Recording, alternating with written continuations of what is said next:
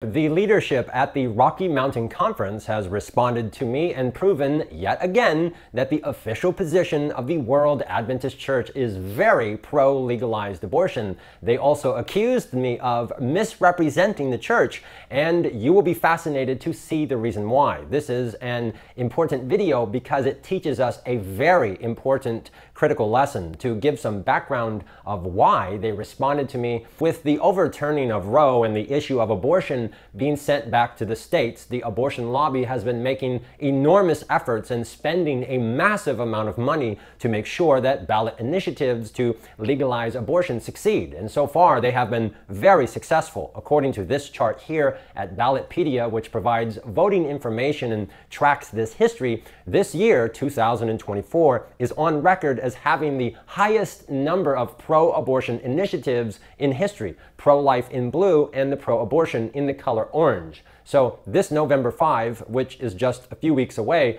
the following states will be voting to enshrine the killing of unborn children as a constitutional right. Arizona, Colorado, Florida, Maryland, Missouri, Nebraska, New York, Nevada, South Dakota, etc. It's a tidal wave of death decrees. Now, for the record, I want everyone to know that several months ago, I sent letters to all the conference presidents overseeing these states and regions, imploring and begging them to please inform the churches in their region of the great danger that this poses to our society. And to be clear, this should not have to be said, but this is not a vote for a political party or even a person. These are single-issue ballot initiatives. You're not voting for Biden or Harris or Clinton or Trump or whoever. This is about whether the killing of children should be a constitutional right. So, please notice very carefully that all the people who have been chanting for years, Ellen White said vote on issues, not on political parties, please notice that they are all silent while the murder of children is an actual single issue on the ballot.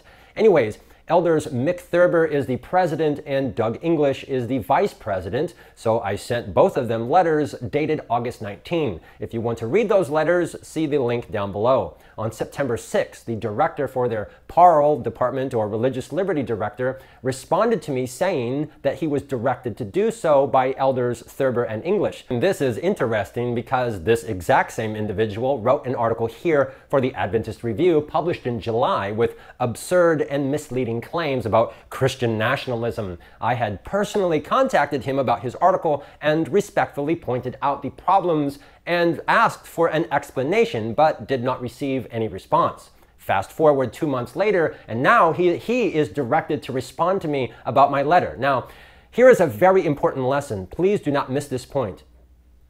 In my letter, I specifically cited the Adventist Church's official position, section 3, right here, that abortion is a violation of the Sixth Commandment. And I provided multiple references to where Adventists teach that the government has the God-given right and duty to regulate civil society by legislating the Sixth Commandment. The Rocky Mountain Conference, however, accused me of, quote, overlooking and misrepresenting what the Adventist Church teaches. They claimed that my letter, quote, repeatedly misrepresents the church's statement, and by extension, the Seventh-day Adventist Church at large, by ignoring its repeated articulations of what? What's that word there? Conscience. Now, to anyone familiar with our history, this will be no surprise. But this proves yet again, more proof from our own leaders out of their own mouth that at the end of the day, in the final analysis, the killing of children by abortion is ultimately a religious act of conscience. The whole conversation about hospitals, that doesn't matter. The whole discussion about medical situations and birth anomalies or mental health, that doesn't even matter. Church leaders will admit that yes, it is a violation of the Sixth Commandment, and yes, the government has the God-given legitimate authority to regulate civil society. But if a woman wants to kill her children, she is not liable or subject to that authority, thus giving to women a moral authority even greater than God himself, thus giving to women the status of deity. The Adventist teaching on abortion is a Bible-rejecting, Bible-denying idolatry that makes women to be even greater than God himself. In other words, the Adventist Church teaches that if you have a vagina and uterus, you are greater than God. Patriarchs and Prophets, page 337. Satan was a murderer from the beginning, and as soon as he had obtained power over the human race, he not only prompted them to hate and slay one another, but, read this carefully, the more boldly to defy the authority of God. He made the violation of the sixth commandment a part of their religion. And what's beautiful about this whole situation, what I really love about this, is that the leadership at the Rocky Mountain Conference are accusing me of misrepresenting the church. But it is their accusation that proves the point. Their accusation proves everything. The current 2019 position has about 6 sections, but this proves yet again, you can have 16, you can have 600, but at the end of the day, it does not matter. You can have 1,000 articles and sermons saying all sorts of things. At the end of the day, the only thing that matters is this one sentence. Decisions in such cases may be left to the conscience of the individuals. The leaders of the Adventist Church have repeatedly written and very carefully crafted these positions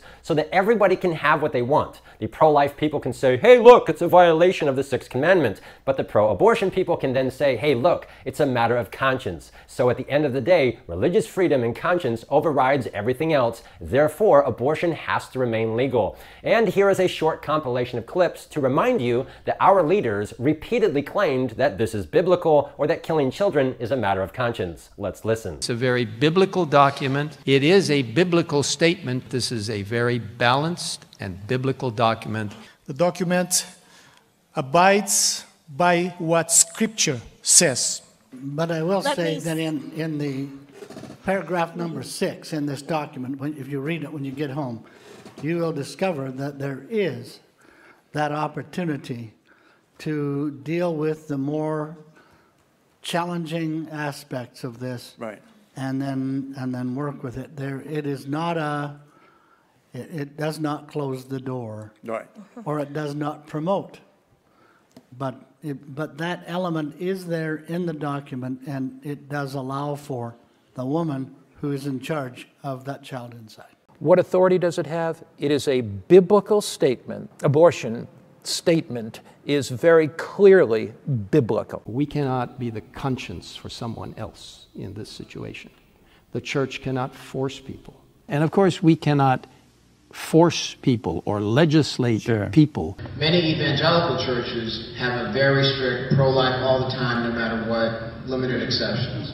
If you go to look at the actual language of the Adventist view, it's much more nuanced. Ultimately comes down to a matter of individual choice. Mm-hmm. So that roughly is what the church believes. The death decree for millions of little children is about to be enshrined as a constitutional right in states across the nation, and Adventists will not oppose this because it is, by their own definition, primarily an act of religion. It's a religious act, an act of conscience. Please take away from this video a very helpful tip. When you are interacting with church leaders, cite from section 3 and say, look, we teach that this is murder. The leaders themselves will then be forced to admit that it doesn't matter as long as you have this loophole. Something else to observe is that people like me can afford to be honest and straightforward and direct. When you tell the truth, you don't have to hide or be evasive. But the people in our church who support abortion, they are very evasive, manipulative, trying to cloak evil in religious language. When people ask me why I believe what I believe, I can just open the Bible and put my finger on the scriptures, but our leaders in our church can't do that. They use misleading and deceptive euphemisms and falsehoods. They've done that for decades. I can be honest and open and direct and transparent, but they have to hide and resort to greasy, slick word tricks to confuse people. I will post down below a copy of my letter to the RMC and their responses so that you can see for yourself what was said. And as we have documented in previous videos, it's not just the Rocky Mountain Conference. Leaders like the president of Loma Linda and Dan Jackson, former president of the NAD, and leaders in our hospitals, etc., have all repeatedly over and over again affirmed that this is the loophole. Now, there is a really weird phenomenon within the Adventist church that I don't really get it, I don't understand. There's a segment of people who really believe that we must defend the church even if it is wrong. Even if we support vagina worship or defend killing children, there is a segment of people who say that we should not criticize or say anything. If Elder Ted Wilson has openly, very publicly claimed repeatedly, as he has done so on video, that killing little boys or girls by abortion is a matter of conscience or religious freedom, then we should not criticize him because he is God's anointed. However, notice that when Elder Wilson makes a statement about the jab, everyone in Conrad Vine gets all upset and criticizes him very openly and repeatedly. But when the same Elder Wilson defends violence towards little boys and girls as a new religion, nobody says anything. You notice that? Anyways, to end this video on a positive note, I have some potentially good news. The next 2 months of November and December and January as well will be a great opportunity to do something about this, but I will need the help of about 8 to 10 people. It will be a special project, which for now I will not speak about publicly, but I do need help from people. It's very practical and very easy to do. So if you're watching this video, if you are an Adventist living in North America and want to do something to help, there is a great, very practical opportunity in the next few months. So please contact me if you are interested, prolifeandrew@gmail.com, prolifeandrew@gmail.com. Thanks for watching, and as always, have a great day.